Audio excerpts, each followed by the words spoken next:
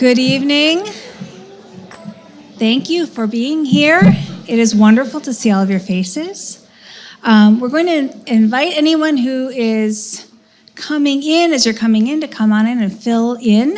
As people come in, if you could be watching as people walk in and sort of encourage them to sit next to you, because what we find is that at events like this, we usually end up with a row of people standing in the back. So encourage people to come down and join us in the community, all right? Welcome. We're glad that you're here. I would like to, it is my great honor to introduce to you Dr. Bonnie Gunzenhauser, our Dean of the College of Arts and Sciences.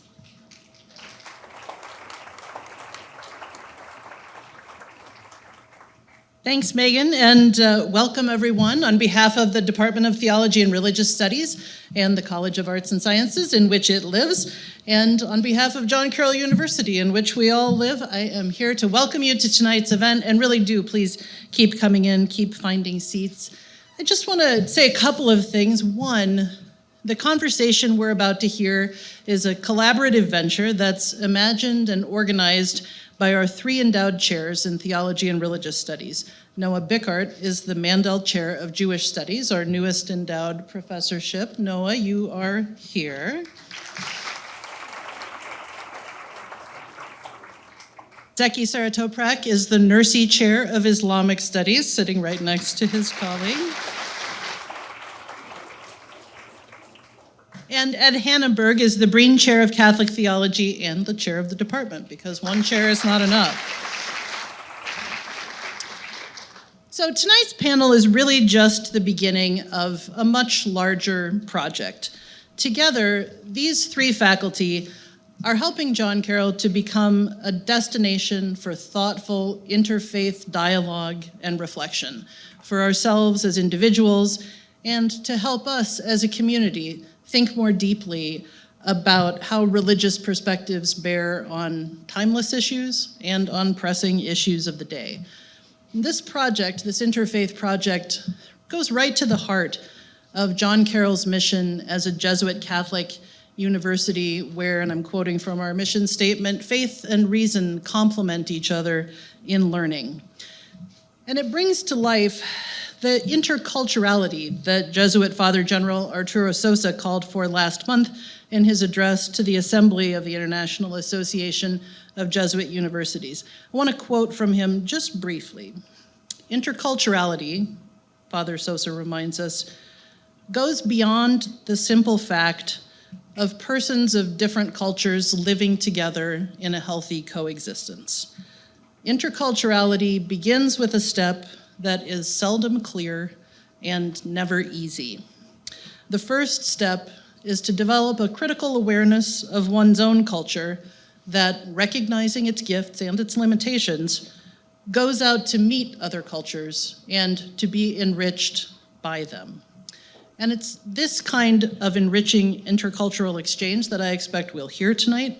And to guide us in this exchange, it is my pleasure to introduce you to my introducer, the moderator for tonight's conversation, Megan Wilson-Wrights, who currently serves as the coordinator for Justice, Peace, and Integrity of Creation for the USA and Canada province of the Society of the Sacred Heart. She is also in her 13th year as a part-time faculty member in the Department of Theology and Religious Studies, where she teaches courses in social justice, ethics, and Catholic social teaching. And last but not least, Megan is a proud John Carroll alumna. So welcome, Megan.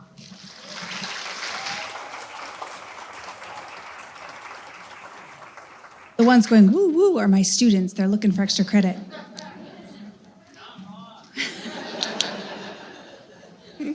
Welcome, everyone. Glad to have you here with us.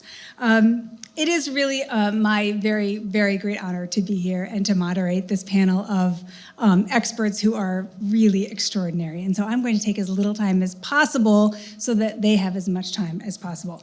If you are standing in the back and you would like a seat, if you could raise your hand if there's an empty seat next to you, please feel free to come join us in one of the seats next to someone with their hand raised. Thank you. Just a little bit of housekeeping. If you are in need of a restroom, please feel free to utilize them. There are restrooms on either side of the atrium where you came in. There's also a gender-neutral single-stall restroom just over here. You can get to it by going down the elevator from the atrium. This event is being recorded, but is not being live streamed. So we have Mac down here with the camera. Thank you, Mac, for being here. You should have received, when you came in, a slip of paper with a QR code on it. That QR code will take you, if you scan it with a camera, a cell phone camera, should take you to a Google form where you can enter a question if you have a question for the panelists. So please use that method if at all possible. If the QR code's not working or you don't have a cell phone with you, please feel free to write your question on the paper itself and pass it down to the end of the row or lift it in the air, and someone will come and collect it for the Q&A portion of the evening. So if you see me up here on my phone, I'm not playing Candy Crush. I'll be checking the questions. So I want to take just a minute to say, I think we are all aware that tonight's topic is not a simple one. It is one that few of us can approach with anything like academic objectivity, and I would argue that we shouldn't. A lot of us come to tonight's conversation with a lot of lived experience walking the intersections between some of the topics we're talking about tonight. Abortion, of course, but abortion and faith and community and power and law and autonomy and life and human freedom. And many of us show up tonight with grief. We have grief over our losses. We have griefs about our future, fear for our future, pain for our loved ones, and of course, our deeply held convictions, which may run across a wide spectrum of ideas. So we're showing up here tonight in this very messy human reality, and we're bringing our messy human selves to it.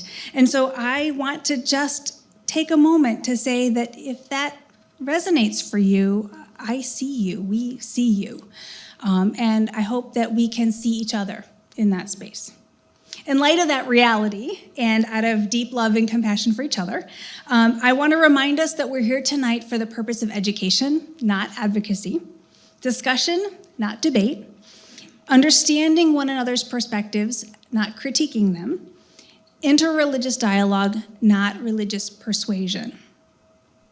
John Carroll University's learning goals and missions, as Dr. Gunzenhauser has already explained to us, explicitly call for interreligious dialogue, mutual respect, civility, and care. And that is what we are here doing tonight.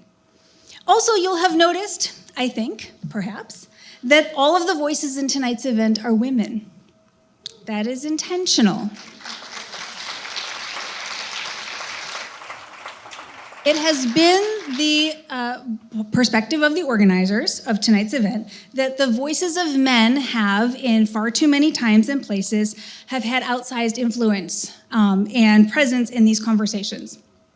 And so women, all those who are able to bear children, experience this issue in specific personal and particular ways. And so we're making space, therefore, tonight for us, for women's voices to be heard in particular. So, Leslie, I don't need to remind anyone here that Judaism, Christianity, and Islam are three very broad, very large traditions. They comprise enormous communities of people all around the globe. So within each of these three traditions, there's a lot of diversity of opinion, ideas, perspectives, and approaches. And so each of our panelists represents her own perspective and that of her extensive research. However, we do not expect that any of the three of them are speaking on behalf of their entire religious tradition. With that said, please allow me to introduce the first of our panelists for this evening, who will be speaking with us. So what we're going to do this evening is each of our three panelists will have some time to give some introductory remarks, and then we will give them an opportunity to dialogue with one another about what they've heard from each other, and then we will open up the conversation to folks from the audience to the questions that are coming in via the Google form. Okay. So our first panelist tonight is Dr. Michal Roscher. She is the Associate Professor of Jewish Studies at Rutgers University. Her research lies at the intersection of the anthropology of women in Judaism, reproductive ethics, and religious authority. She's published on Jewish pronatalism, sexuality and gender in Judaism, religion and bioethics, abortion legislation in Israel, and female religious advisors on the internet. Her 2020 book, Conceiving Agency, Reproductive Authority Among Haredi Women, was based on ethnographic research of ultra-Orthodox Jewish women in Israel. Her current project, involving over 500 interviews to date, explores the attitudes of Jewish, Christian, and Muslim women toward abortion. Dr. Rosher.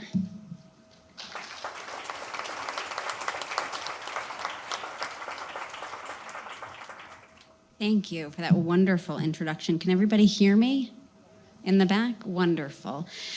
Thank you to John Carroll for hosting this conversation. This is an important conversation for all the reasons we just heard, and it's a very brave conversation because both of the topic of abortion and for the opportunity for interreligious dialogue. And I am very much looking forward to the conversation with my co-panelists, who I'm also grateful to be in conversation with.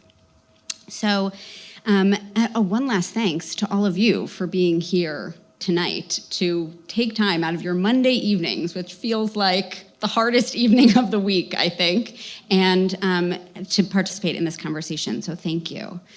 When people ask me, what does Judaism say about abortion, I'm often not sure which way they want me to answer.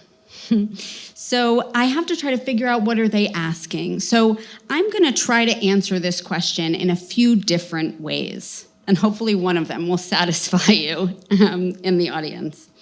My intention in answering the question is to problematize the assumption that religion is anti-abortion and to demonstrate Judaism's perspective on abortion and that it is nuanced. So here's how I'm going to answer it. One way that we could understand this question is, what do Jewish authorities say about abortion? Of course, many of you probably know there is no one Jewish leader who represents or speaks for the entirety of the Jewish community. Although we are relatively small in number, we have many different groups and beliefs and leaders. Since at least the 1970s, rabbinic groups representing different denominations have made statements about the morality of abortion or issued resolutions indicating their perspective on a law or a regulation being debated or implemented at the state or federal level. Lay Jewish groups have also made their opinions known about abortion, even filing lawsuits claiming their religious liberties were violated by abortion regulations that imposed Christian beliefs about fetal life and the morality of abortion. However, it's important to keep in mind that while rabbinic groups might set norms and some boundaries, they do not dictate the private rulings of rabbis. So there's a practice in some denominations to ask a rabbi before making a big life decision, and abortion might be one of them. When it's done well, this is a question that's not just about the Jewish legal permissibility of a particular action, but it actually elicits a pastoral response. For those Jews who would turn to a rabbi for permission for an abortion, of which I don't think we're talking about a majority of Jews here, the decision made by that rabbi and that individual couple does not validate or invalidate their Jewishness in any way. They're not kicked out of their synagogue, for instance, if they have an abortion that some rabbis may not approve of. Individual rabbinic rulings on abortion vary, and many of them we don't know about because they're kept private. But I have confidence that those decisions are being made with compassion and sensitivity. This is not to say they're easy or uncomplicated, but they're certainly not dogmatic. So another way to answer this question is to ask about Jewish texts or texts that Jews read. What do Jewish texts say about abortion? Judaism has a very rich textual tradition that informs, at least in part, Jewish legal rulings. A significant amount of Jews do not find these sources authoritative, but they have informed Jewish positions on abortion nonetheless. Now, of course, it's important to remind everyone that Jewish texts don't say anything on their own. People reading Jewish texts over the centuries, since the 2nd century, have read texts that are relevant to abortion and deduce some generalizable conclusions. These readings are problematic for reasons that I'll get to in a moment, and the texts we have come to see as informing official Jewish perspectives about abortion are certainly not the only texts we could use. There are wonderful colleagues of mine who are doing great work really mining the sources for alternative texts that we could use to think about abortion. But it's also important to keep in mind that because people read these texts in different geographic and historical contexts with different understandings of medicine and bodies and ethics, the understandings of those texts differ as well. That being said, this is the best summary that I can provide right now. So there are 2 primary conclusions that have come out of the sources that many Jews read about abortion. The first is that the status of a fetus in utero is not equivalent to the status of a person, particularly the status of the person gestating the fetus.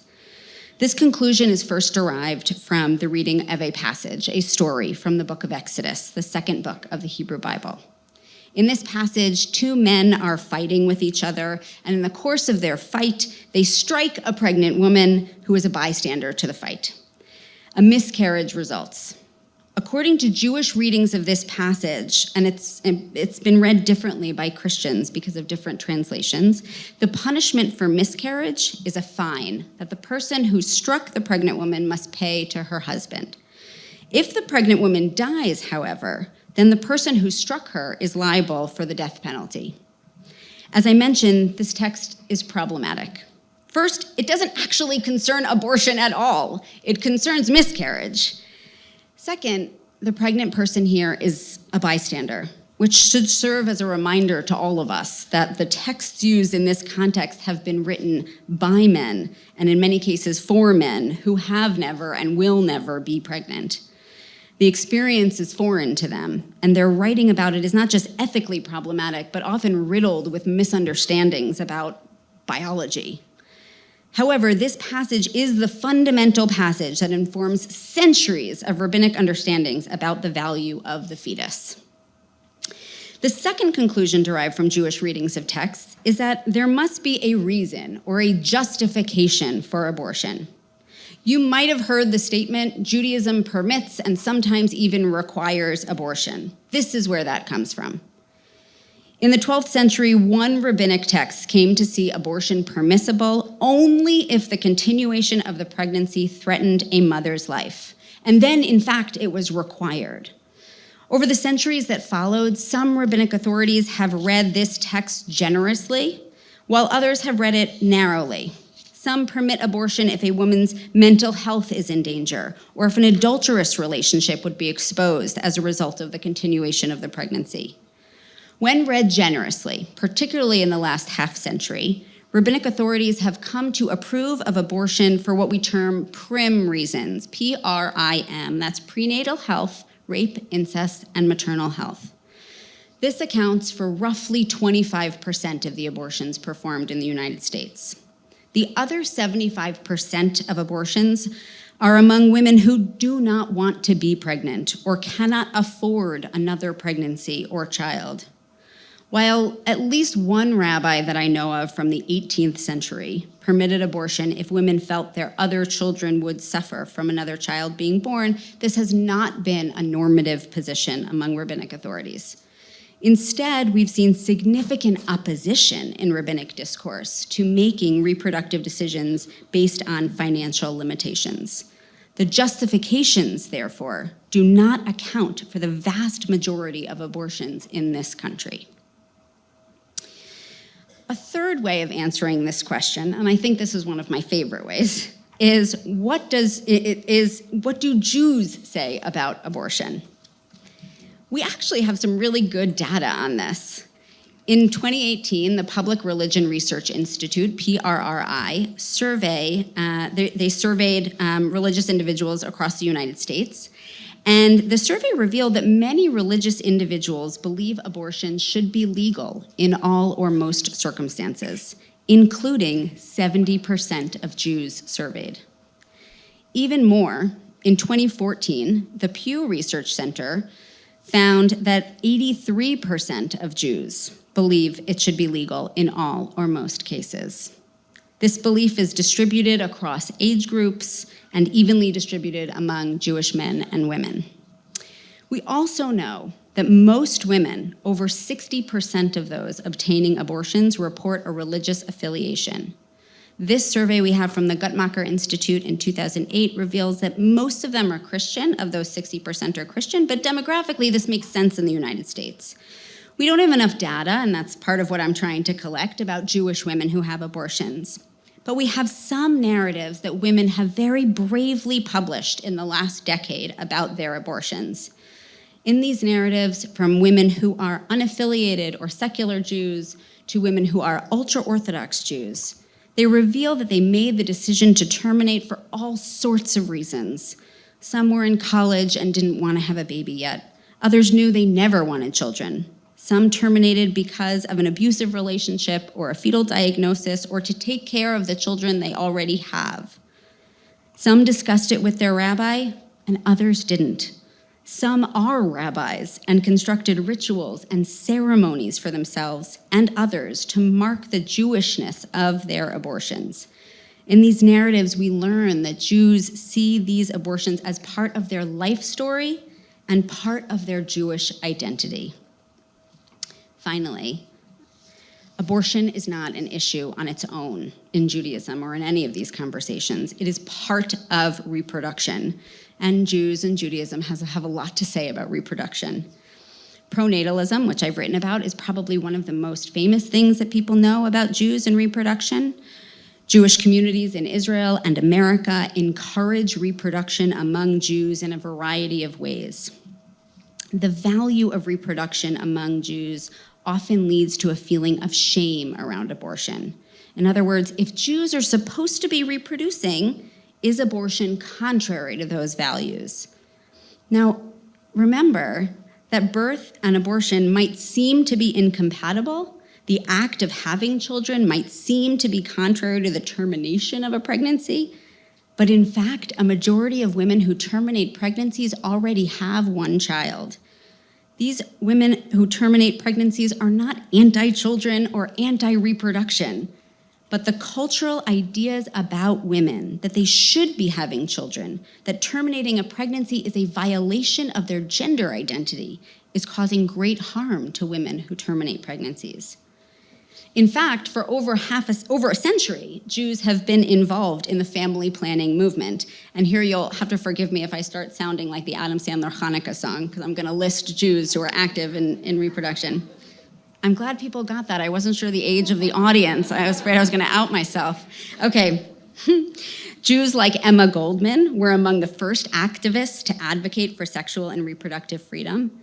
They were attuned to the concerns of immigrant women in the early 20th century who knew that having fewer children would allow them to go to school and have careers and bring their families out of poverty and build a life in America.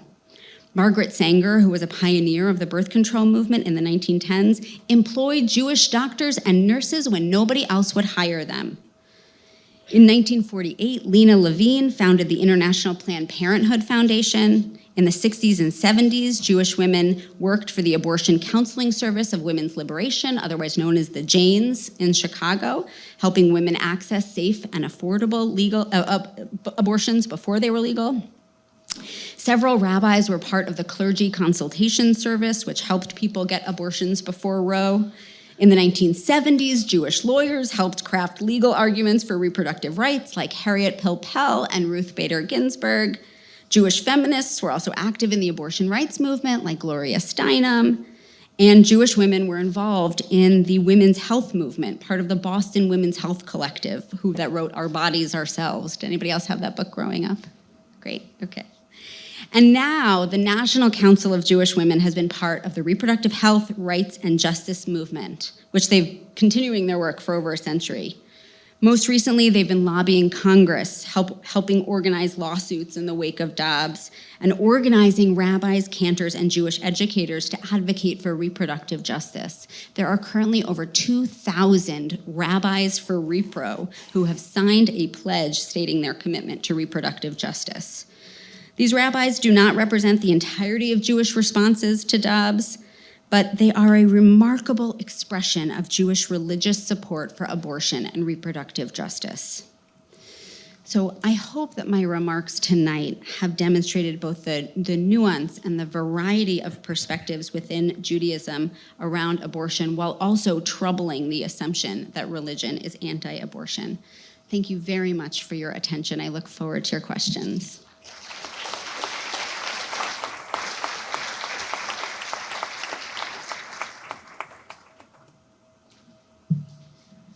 It is my pleasure to introduce our second panelist. Julie Hanlon-Rubio is Shea Huseman Professor of Christian Social Ethics and Associate Dean at Jesuit School of Theology in Santa Clara University in Berkeley, California. That would be a sister Jesuit school. Previously, she taught at St. Louis University for nearly 2 decades. Her research focuses on Catholic social thought, family, and reconciliation. She has published 6 books, including Hope for Common Ground, Mediating the Personal and the Political in a Divided Church. Her new book, Can You Be Catholic and Feminist, will be published by Oxford University Press next year. Dr. Rubio.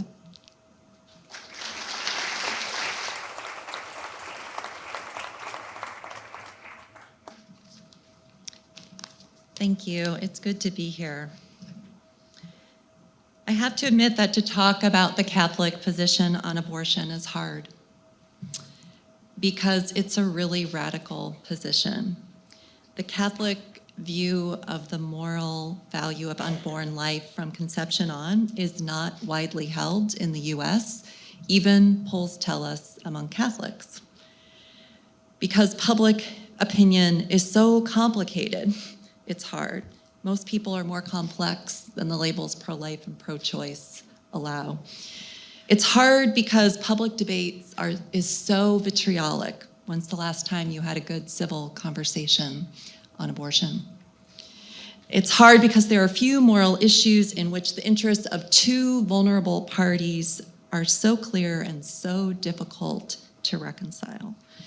It's hard because whenever we're talking about abortion, including in Catholic spaces, at least some among us have been touched by it. Despite these difficulties, I'm grateful to be here, to be talking with scholars from different faith traditions with different views, and to give my reading of the Catholic tradition on abortion after Roe, which is just the reading of one moral theologian. I want to talk about its ethical, political, and practical aspects. So first, ethics. In the Catholic tradition, all human life has dignity, no matter how vulnerable or dependent, just because it's human. This is the foundation of all Catholic ethics. It's rooted in faith, the creation of all humans in God's image, and reason, the claim that all humans have unique and inherent value. Though this claim has a long history, Catholics see contemporary science as enhancing it, knowing, of course, that there's no such thing as the science, but only readings of science. We now know that the process of conception is a time when a new genetically distinct human organism emerges and that this tiny human grows week by week unless its life is interrupted. That by about 8 weeks, the beginnings of what will become circulatory and nervous systems, limbs, feet, and facial features are present and emerging. With sonograms that are the first baby pictures for many of us, we can see all of this earlier than ever before. By faith, reason, and science, Catholic teaching claims, it's a controversial claim, but it claims the humanity and dignity of unborn humans. Personhood is different. Personhood is a more complex philosophical question, and this has long been debated in and outside of the Catholic tradition, along with the question of ensoulment. When does the soul enter the human? But today, the Catholic tradition, which evolves and develops over time, speaks of the dignity of the person from conception until natural death. Many outside the Catholic tradition argue that the embryo or fetus is a potential person rather than an actual one. I'd say that's the more mainstream opinion. But Catholics argue that drawing a line after conception is difficult. It's difficult, for instance, if we think about dependence as a quality linked to personhood, because there are other humans who are dependent on others for their care. Therefore, there's a rejection of the idea that we can draw the line later. And the idea is that dignity is attributed to humans not because of what they can do, but because of who they are. In the Catholic tradition, dignity is the source of rights. And the scope of those rights is broad. It includes a right to food and health care and shelter and education, a just wage, housing, education, religious freedom, participation, and rest, for example. All these rights belong to humans just because they're human. These rights are inalienable. They aren't earned. They can't be taken away. This is why Catholics think that migrants and refugees have rights no matter what their citizenship status is. This is why we oppose the death penalty. Even the murderer does not lose the right to life. Today, didn't always used to be that way, yes, in the Catholic tradition. A key principle in Catholic social thought is the option for the poor and the vulnerable. Protecting these lives is a priority. They have a claim on us precisely because they lack power. Who are these people? They are the poor. They are persons with disabilities. They are the sick, the very old, the unhoused, migrants, refugees, prisoners, and unborn children, and the women who carry them. All of these are the poor and vulnerable with special claims on us. Because life is worth so much, and the tradition, killing of all kinds is viewed with great suspicion and opposed, except for in rare circumstances, primarily self-defense and a just war. The direct targeting of innocent life is never justified in Catholic ethics. Negatively, in Catholic teaching, the right to life means opposing direct abortion, even in very difficult situations. So when I speak about Catholic teaching or what the popes and bishops teach, this is the position. Even in cases of rape, threat to life or health of the mother, or worries about economic livelihood, no abortion is permitted morally. Similarly, in Catholic teaching on warfare, there are lines that cannot be crossed. No direct targeting of non-combatants, no indiscriminate bombing, no torture, even if those actions might actually save lives.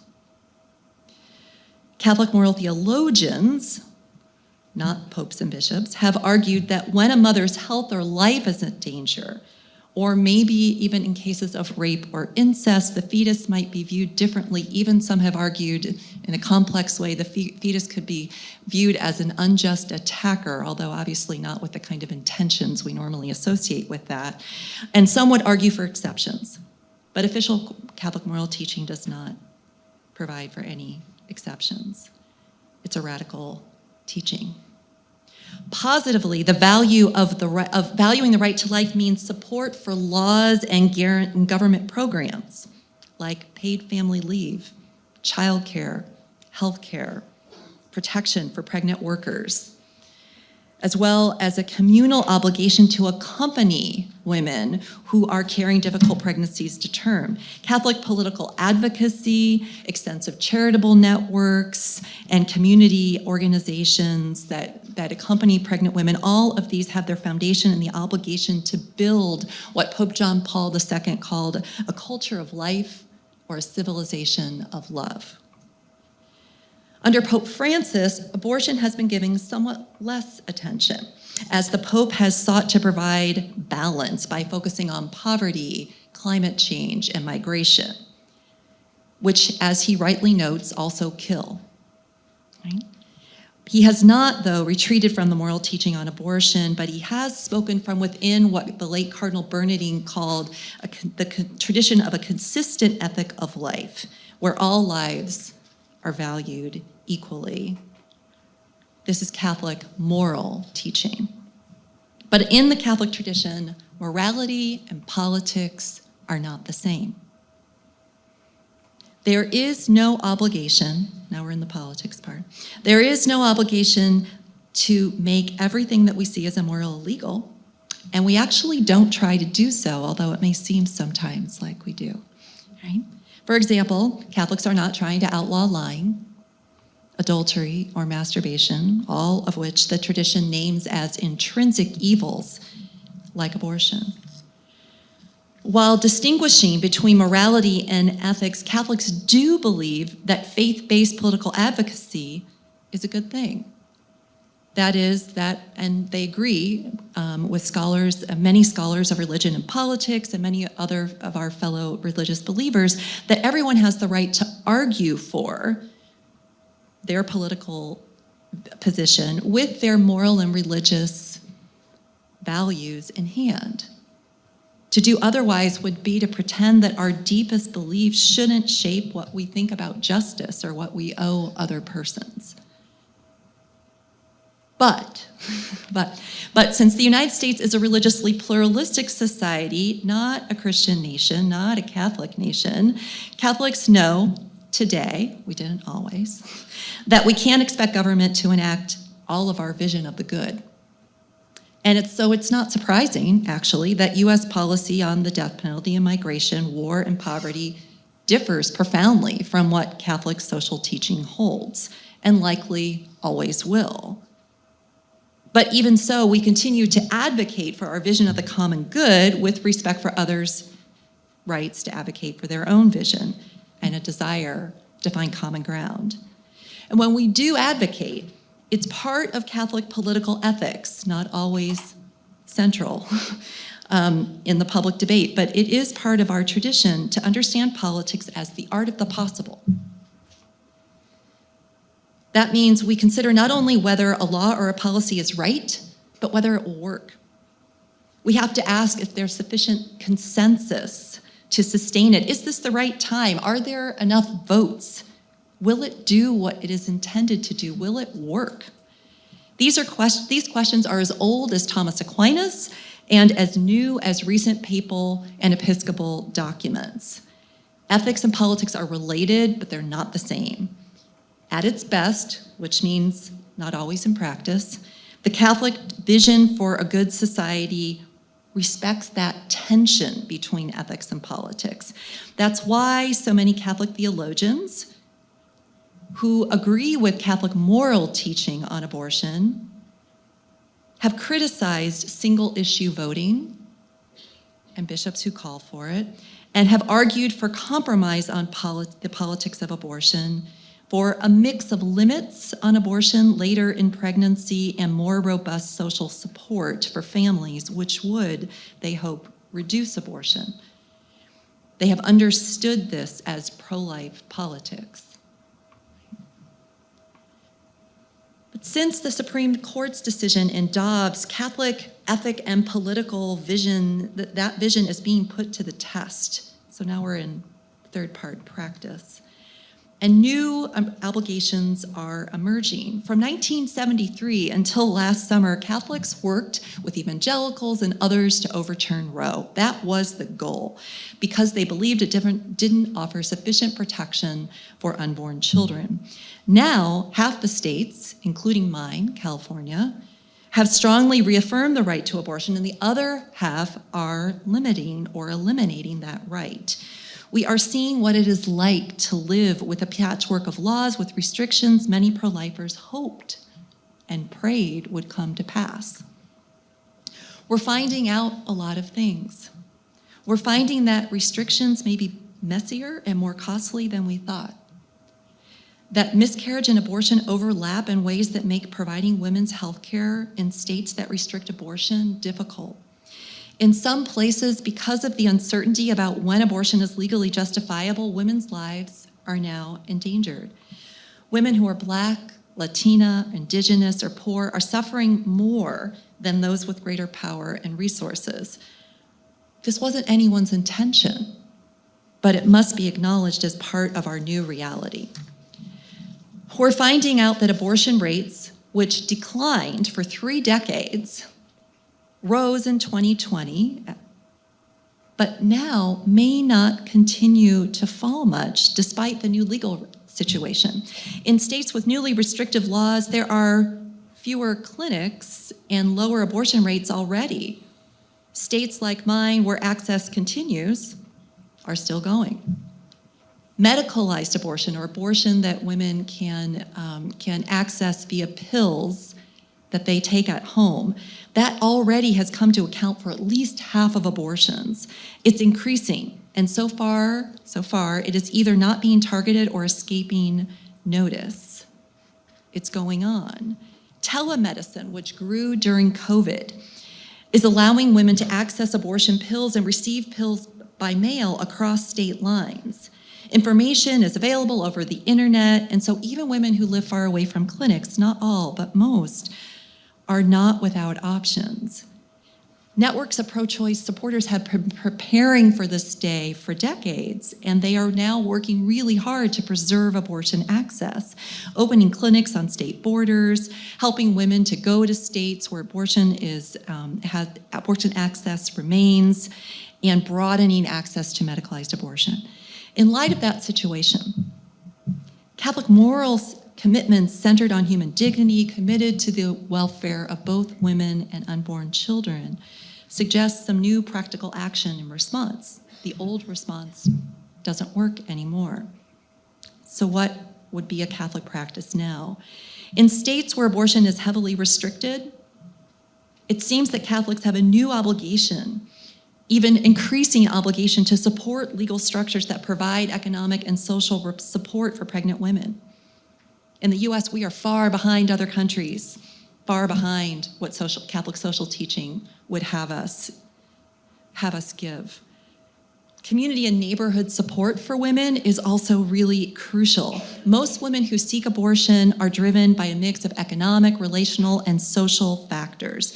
Many feel pressure not to have a baby because if they're not married or financially secure. They want to be responsible, and they see abortion as a way to be responsible. As Eve Tushnet recently wrote in Commonweal, there is no way to talk about abortion in America without talking about the suffering, shame, and guilt caused by the belief that it's wrong to have a baby when you're poor. That's a lot of pressure. Showing up for women on a personal and communal level is crucial because the problems standing in the way of women bringing life to term are complex. The law alone, even social supports alone, don't solve it. So Catholics who are committed still to reducing abortion need to imagine new ways of accompaniment instead of leaving women to walk alone. We also need to partner with those concerned about women's health in states that are restricting the right to abortion to make sure that women are safe. Catholics can't accept women's lives being placed in danger because clinicians are afraid. After Roe, Catholics deeply convinced of the dignity of unborn humans and the women who carry them will need to continue and improve upon the work of building a civilization of love capable of supporting both.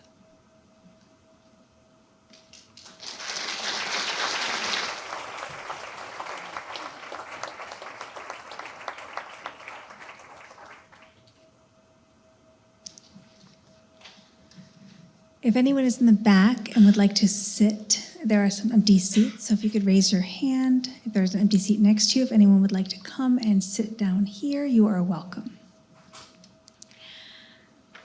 I am pleased to introduce our third panelist. Rama Abdulalim is the Executive Director of Karama,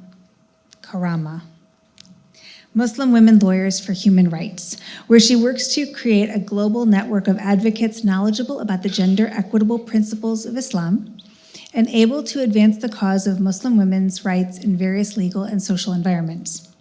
A graduate of Duke University with majors in religion and sociology and the University of Michigan Law School, Ms. Abdulalim has coordinated and presented at educational and civil rights programs around the world and is an adjunct professor at the University of the District of Columbia David A. Clark School of Law. She has served as an officer of the Capital Area Muslim Bar Association, representative to the National Association of Muslim Lawyers, and board member of the Georgia Association of Black Women Attorneys Foundation.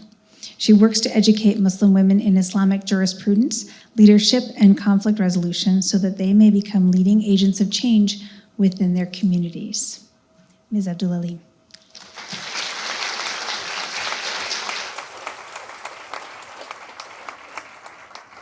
Good evening, everyone. Thank you, John Carroll University. This is my first visit to Cleveland. I've been around the world, but my first visit to Cleveland. So, hey, checking that off. I do love going after professors because, they had their written out remarks. I'm just a lawyer, and I will stick with that. I'm a lawyer. And so I never really write out remarks because it's just not a good look for me. I will tell you, Muslims never talk about abortion. And people are like, what? I was like, oh, because Muslims don't have sex. And then and Muslims definitely don't have sex out of marriage. And I'm like, no, those are all lies. I'm being sarcastic. Muslims never talk about it for a couple of big reasons. And it goes back to Islamic jurisprudence. There are personal law and law for the common good. I won't use the fancy Arabic terms. Abortion comes under personal law. And so in personal law, you might talk about it with your spouse, with your parents, maybe an imam, but maybe a religious scholar that you know. But it would not be something that would be talked about in the mosque or masjid. It would not be a subject of a sermon. Because it would not be the subject of a sermon, when the Dobbs case first came up last fall and started asking Muslims, what do you guys think about abortion? Most Muslims didn't know how to answer it. Some of them were like, oh, we are pro-life. And then some were like, no, I'm pro-choice. It was divided by gender, divided by generational changes. And really, Muslims aren't on either one of those extremes. For Muslims, probably the most liberal view, the most common view, is that abortion was okay up to 120 days when the baby was ensouled. And so our limit was ensoulment. But Muslims have 4 schools of thought. And the 4 schools of thought, of course, don't agree on much. They agree on some basic things. And there was a school of thought that it was time of conception. Some were 40 days, some were 80 days. But for the majority of people, it was 120 days. But again, it was not something that was discussed. And so when Dobbs came about, people were like, what are you talking about? Oh, I'm pro-life because I'm socially conservative. And that's the position that a lot of Muslims took, is that we must be pro-life. And when I asked them, well, do you know what pro-life means? Oh yeah, no abortions. So where does that come from? They were like, I'm like, no, in the Islamic tradition, we go up to 120 days. We are not pro-choice because it's not on demand, but we are also not pro-life. And so a lot of times people are like, well, so why are you guys so upset about Dobbs? And that's where I want to really focus. We are so, I will say, speaking for myself as a Muslim lawyer, I am upset about Dobbs because of the language in the opinion itself. The language in the opinion itself focused on birth, life starts at conception. That is a Christian view of when life starts.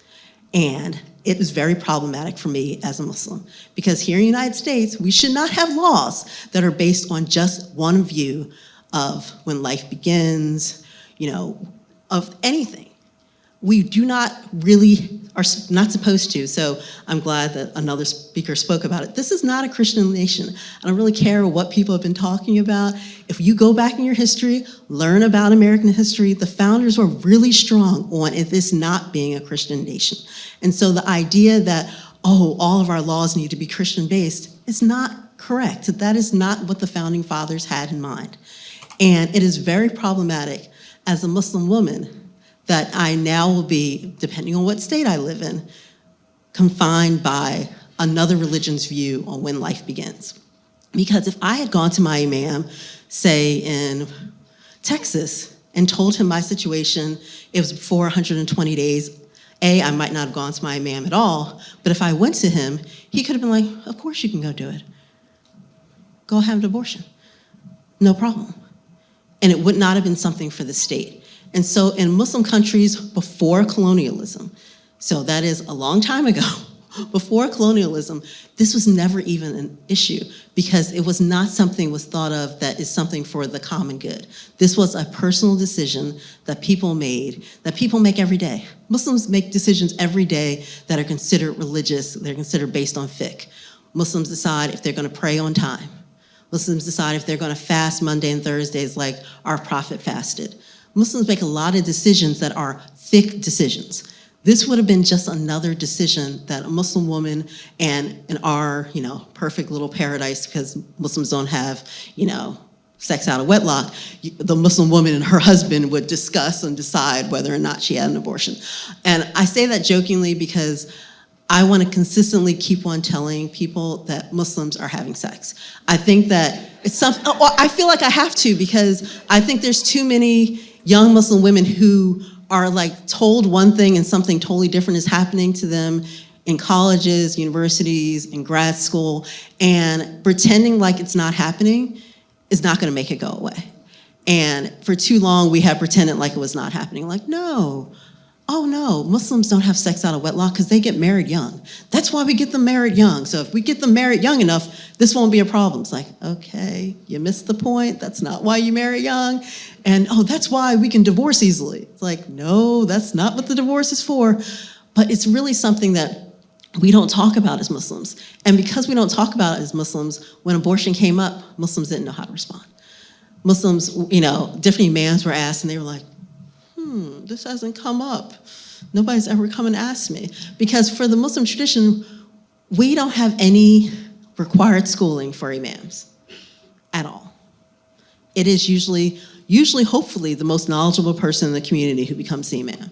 That's not always true. It's sometimes the most charismatic one who can speak long enough and can lead a prayer who becomes the imam. So it's not always the person that you want to go talk to about this personal issue, because if you ask him, and it's always mostly a man, what is the Islamic, thought on abortion? I don't know. That would be the answer that they should give you. Instead, they'll be like, no. We love children. Children are a blessing. Yes, we love children. Children are a blessing, but it's more nuanced than that.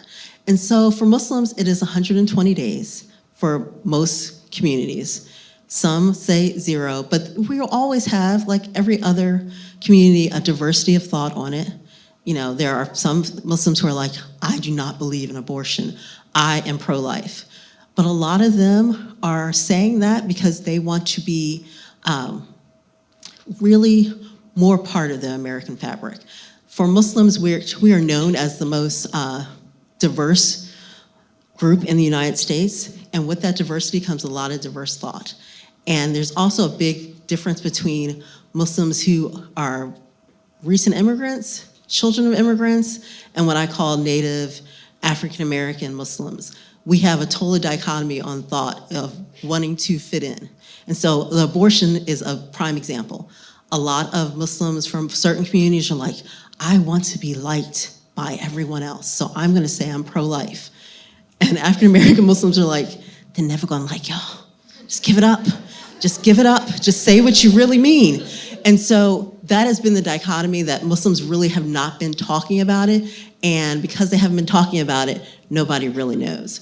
So for Muslims who have not heard before, it's 120 days. That's the Muslim tradition. But the problem with Dobbs is that it's the piecemeal. It's the fact that depending on what state you're in, you might be told to do something against what your religious tradition is teaching you. And that's very problematic.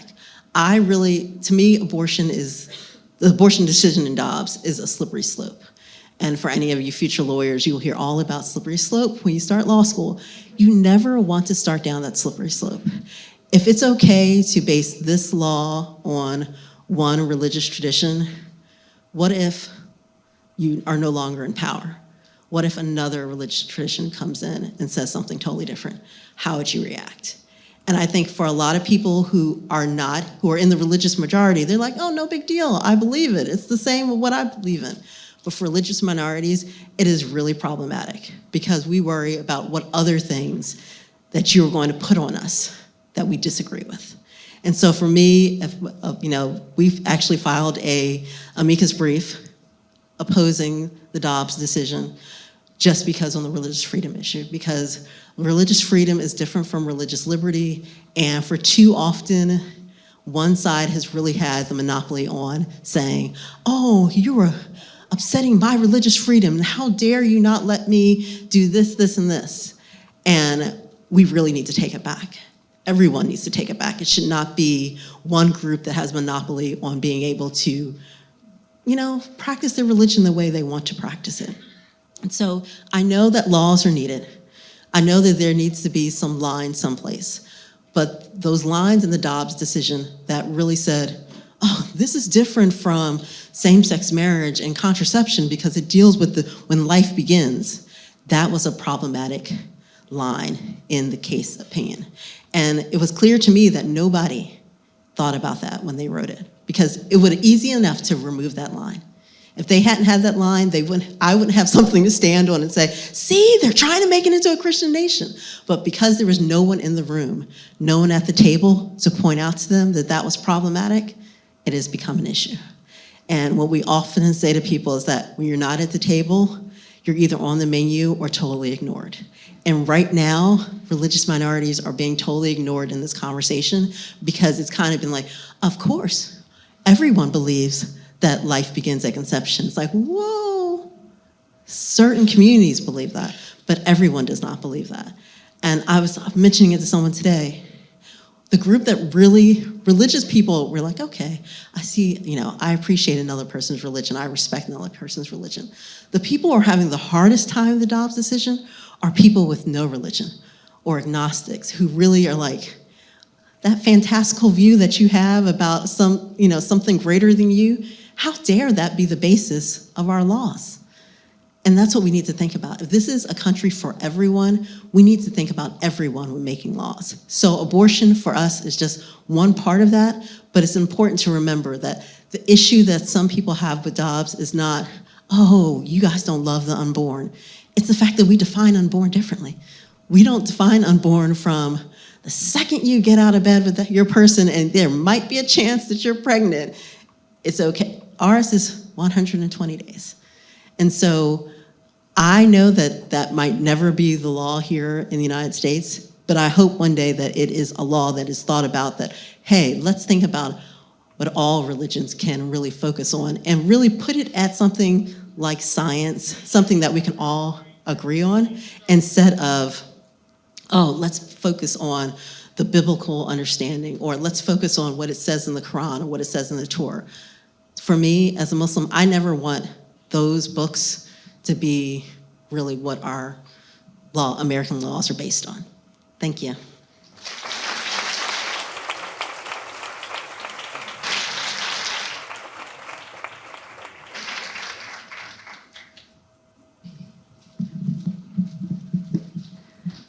I love all these students sneaking out like they think we don't see them. We'll miss y'all for the second half of the conversation. I am going to join our panelists now here, if I may. And I want to ask each of you to take a moment to reflect on what you have heard from the other two, and share maybe a thought or ask a question of each other. The reason that we're here tonight is for dialogue, and we really want to give an opportunity for the three of you to dialogue with one another.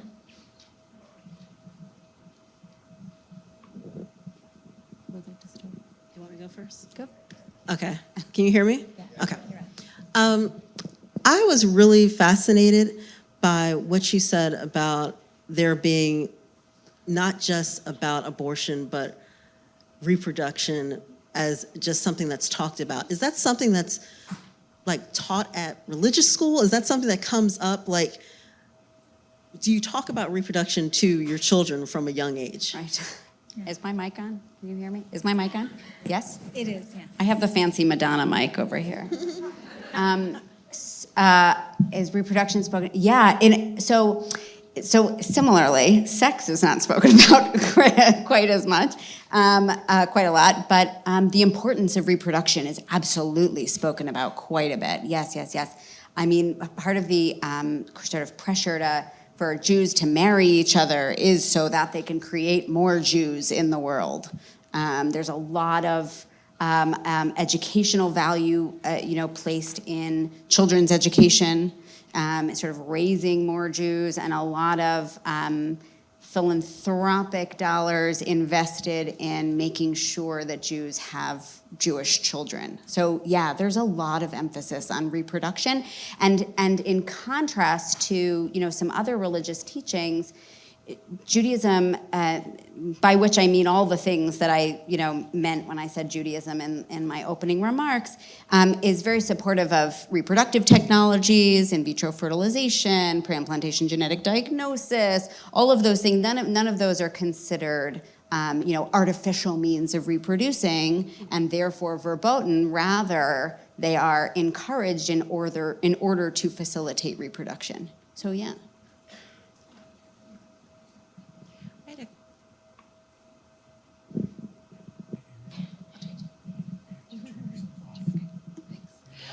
I had a question. I was wondering, I'm thinking about what I call the positive side of the obligation in Catholic teaching, which is a part of why we support programs like paid family leave and healthcare and all of that.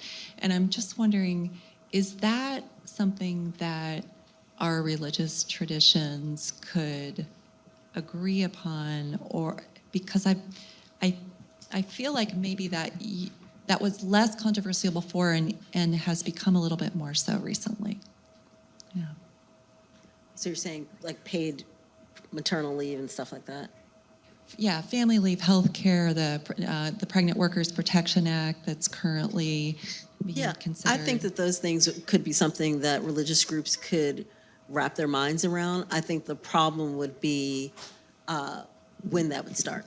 Would it start, as soon as the woman knows she's pregnant, or, when would it start? It's like, is everyone eligible who the first time she misses her period, is she, it'd really be like, who would be eligible for it? But like family leave, I think that is something that unfortunately we don't have enough support for, but I think that, all Americans, religious or not, should be more. I mean, we're the only country that forces people back to work within 6 weeks. I mean, it's kind of ridiculous. Anyone who's had a child, especially who's had a C-section, knows how totally ridiculous it is to have to go back to work so soon after having a baby. Yeah, I agree. I mean, I think there are very strong social justice inclinations within Judaism, and already strong social justice movements powered by Jewish groups. So absolutely, those things, whether it's immigrant rights, worker rights, the paid family leave, healthcare, those things, absolutely. I think the kind of difference, and this actually gets to a question that I had, right, is that Jews are less that kind of ethics politics line that Catholics have felt like, okay, not everything we think is immoral is going to be illegal, right? But they want abortion to be illegal, right?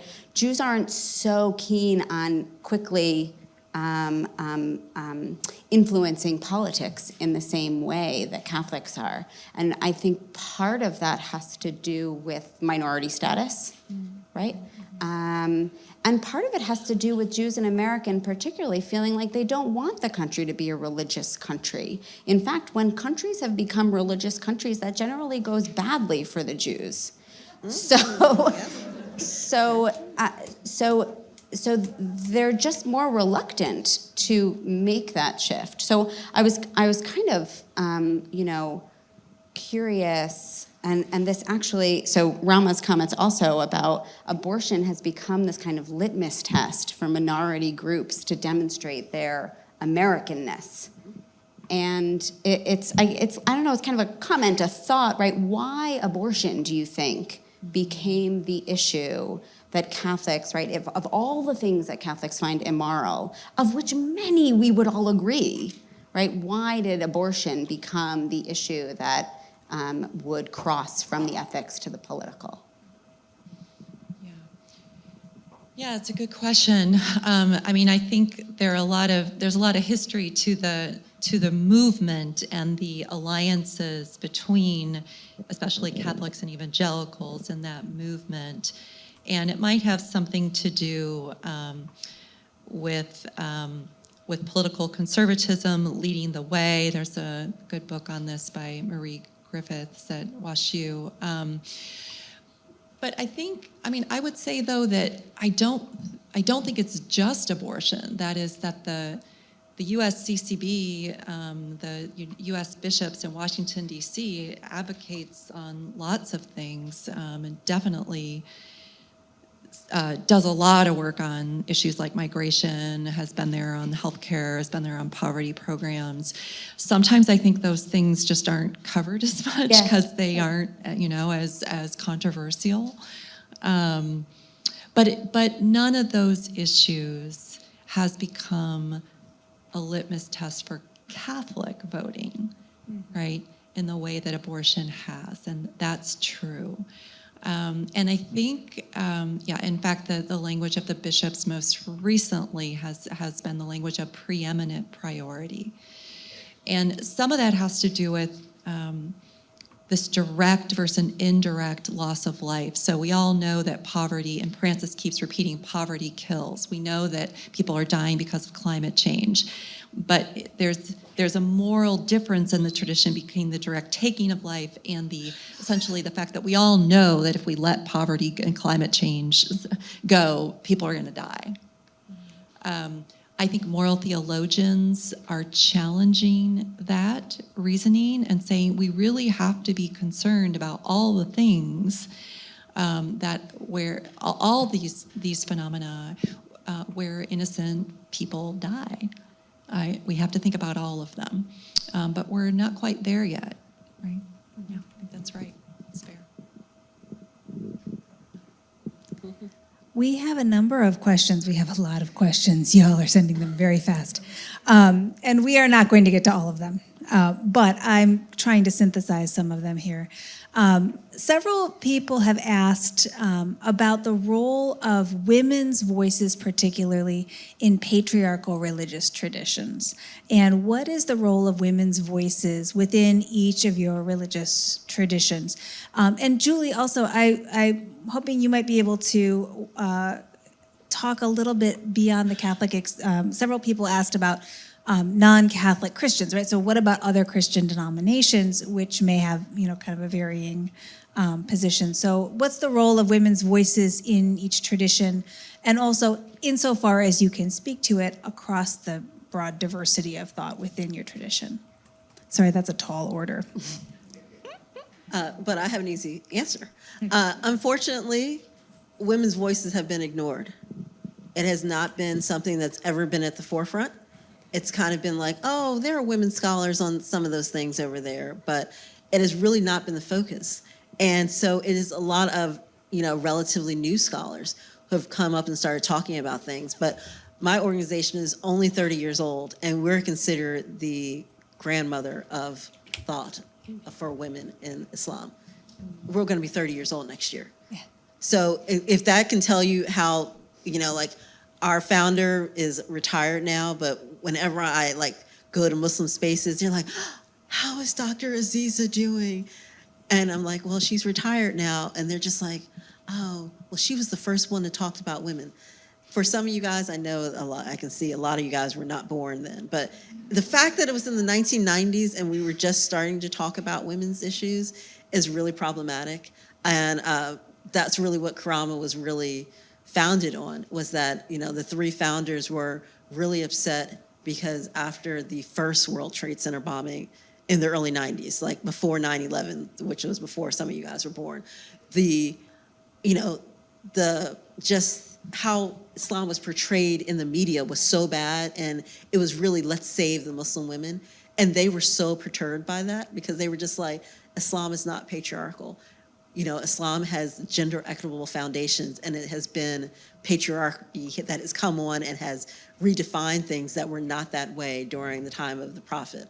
So really, voices have not been censored. They have become louder, they have become more involved, but in terms of scholarship, still has a long way to go. So if there are women in the audience who want to become Islamic scholars, please go for it. We need more of them, just because if women aren't really talking about it, nobody is. Yeah, so in the Catholic tradition, obviously none of the magisterial documents are written by women, because you usually have to be a pope or a bishop to write something like that. However, there are women consultants sometimes working behind the scenes. There's certainly now women theologians who are writing on these issues.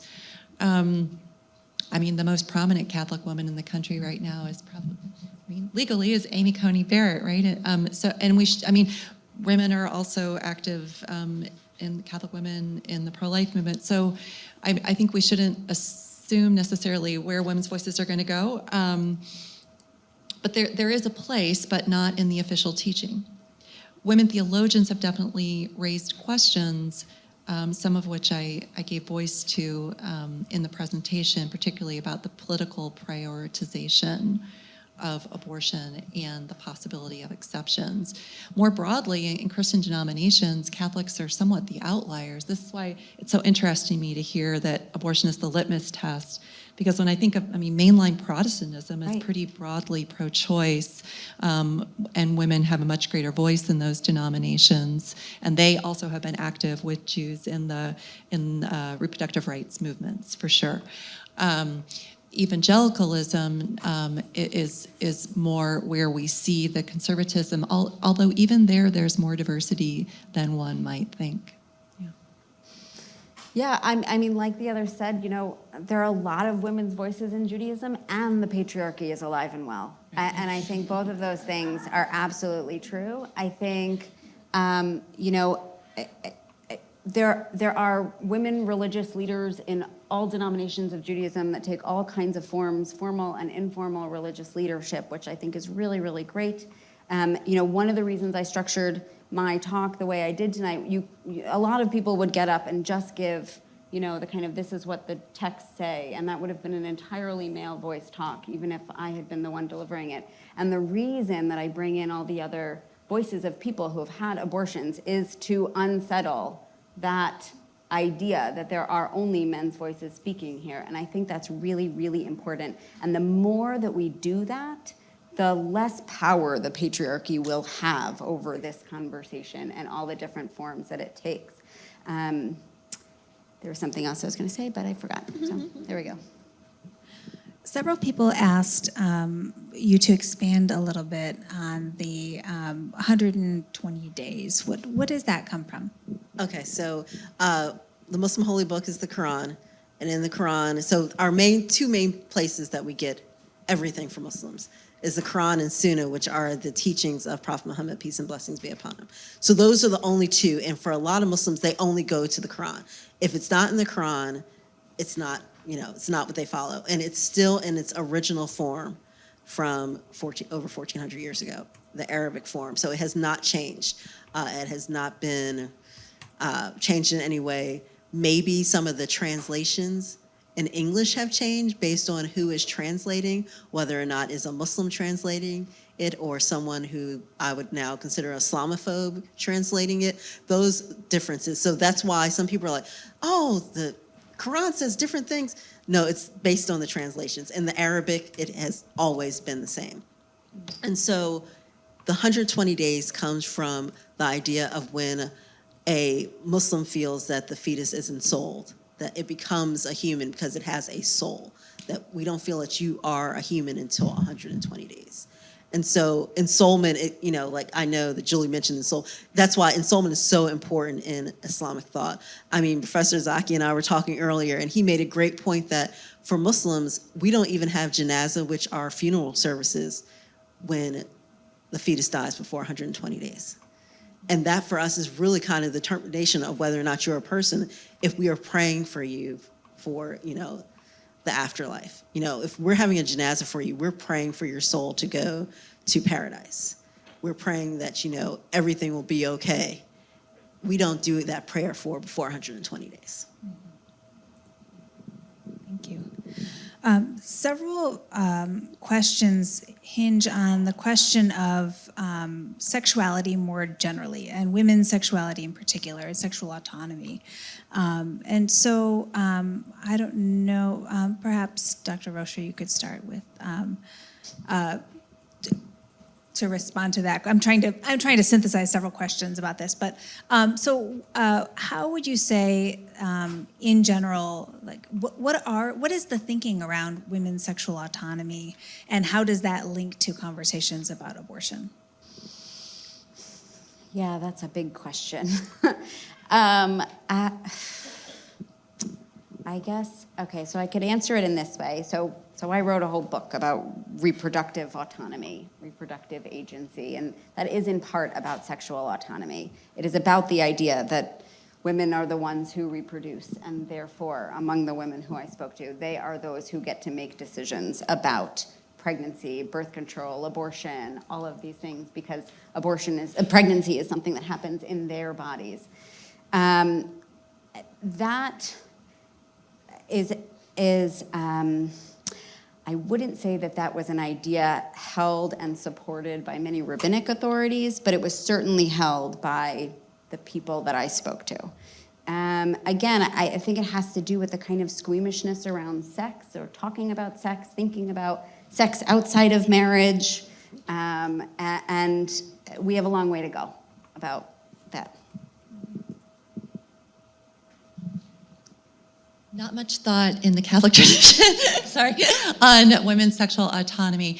I think there's a part of that which certainly feminist theologians, and I count myself as one, have been critical of that, and said that we need to have more room for agency and autonomy, especially vis-a-vis a lot of messages about sacrifice, submission, that kind of thing.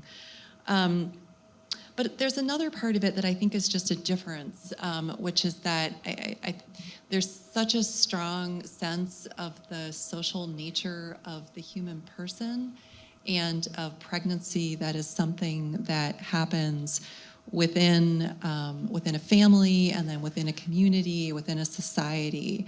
And that's why, I think this whole idea, like that we don't want to leave pregnant women alone, that we want to walk with them, we want to support them, is part of the Catholic tradition.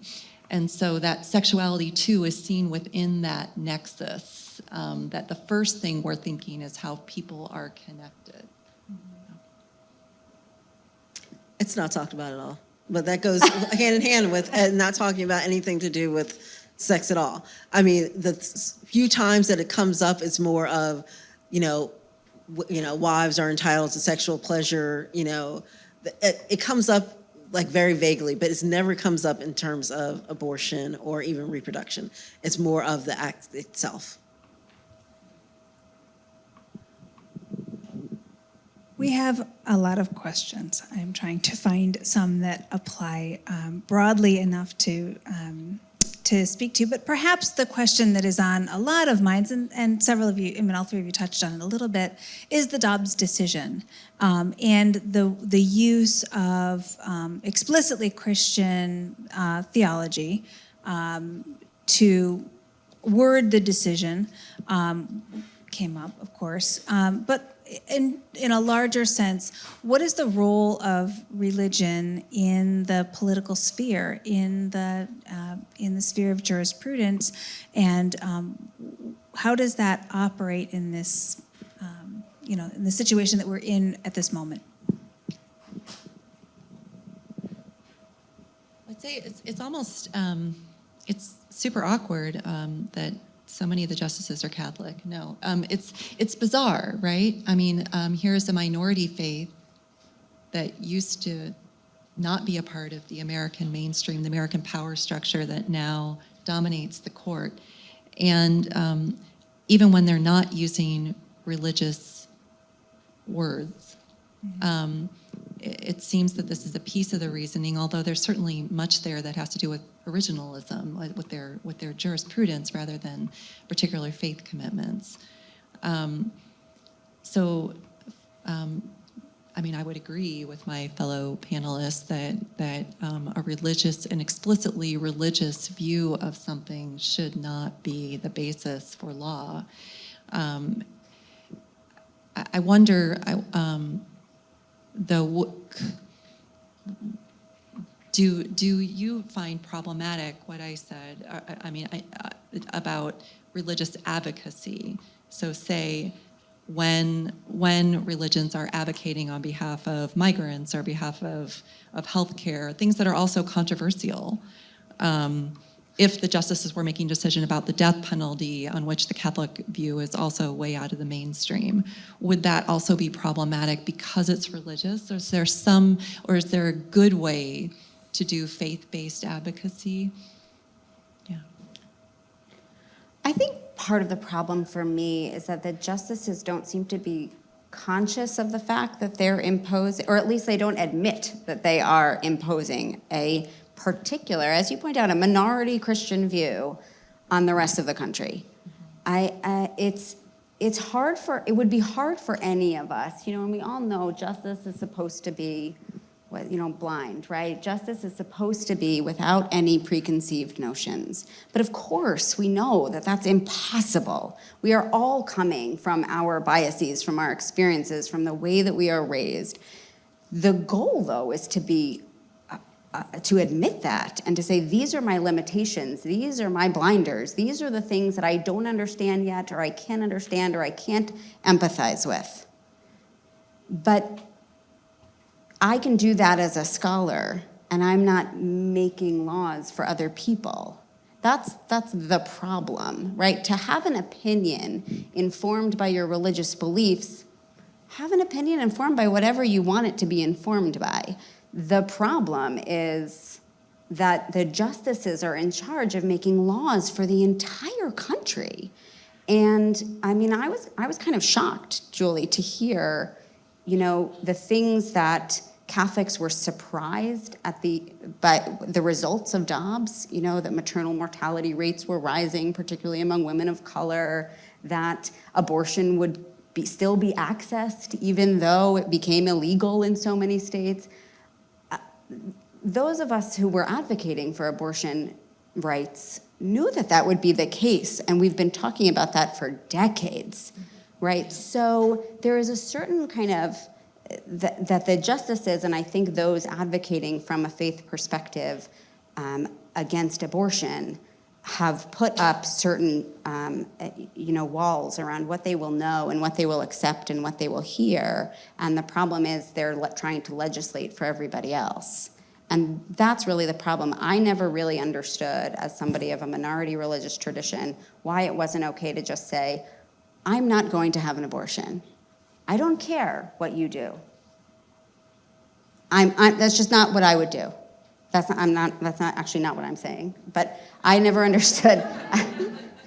But I never, because I think there are problems in saying that. But I never understood the kind of impulse to legislate for other people. That's the problem. That's, I think, what really, really troubled me about the Dobbs decision.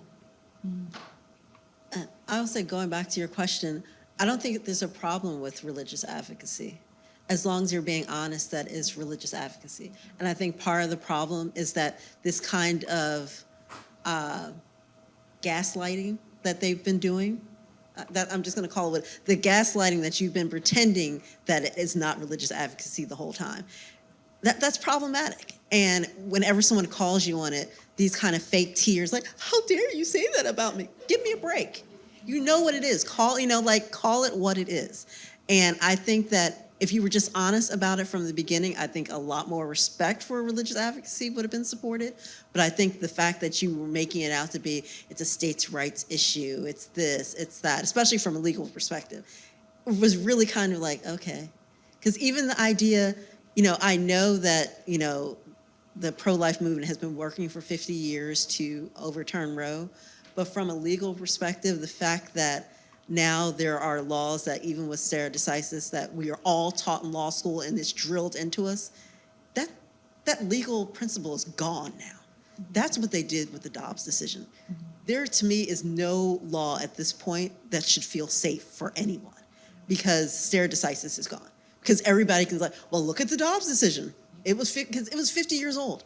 For there's some of us in this room who are closer to 50 than others, but it's 50 years old. Like for a lot of you guys, you were born into a world where it was not a question whether you could have an abortion. So now you guys have less rights than your mothers and grandmothers had. And so that's shocking. And for someone who is, African American, I know, I have a lot of good friends who are LGBTQ. I look at them, I'm like, don't think that same-sex marriage is safe. Don't think that access to contraception is safe. Like, everything that was built on this privacy right that has been built around Roe for the past 50 years is under attack. And that's what I felt about the Dobbs decision, is that something that we have been relying and building other legal thought and principles on is now gone. And when you take away the foundation, the house crumbles. Mm-hmm.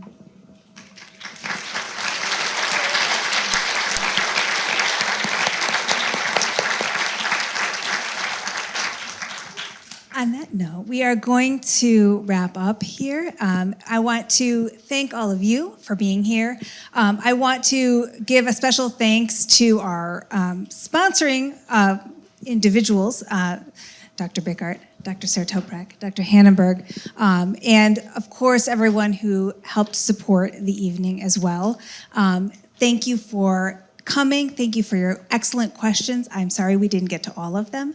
And it's been particularly my very great honor to share the stage tonight with three truly remarkable scholars, and I hope you will join me in giving them one last round of applause and thank you.